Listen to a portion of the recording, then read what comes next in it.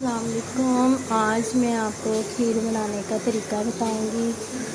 ये ख़त्म डलवाना था तो ये खीर है, 14 किलो दूध है और ये खीर बन रही है। अब दूध को गर्म होने रखा, उबाल है।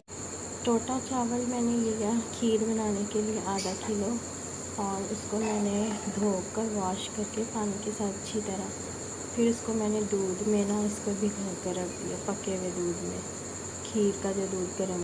फिर इसके बाद अब ये हम दूध को बॉयल आ चुका है खीर का, और अब हम इसके अंदर मिक्स करेंगे। दूध के अंदर इलायची डाली थी मैंने, ये इलायची डाली है दूध के अंदर, और इसको बॉयल आ रहा है। अब मैं इसके अंदर चावल डाल दूँगी।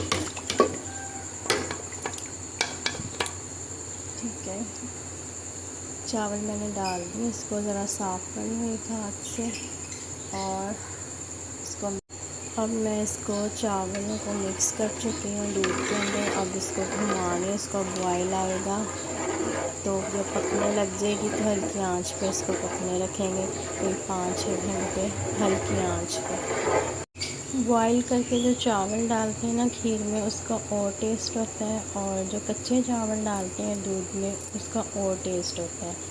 तो मैं चावलों को भिगोकर ग्राइंड करके डालती हूँ ताकि ना इतना ज़ोर लगे, आराम से खीर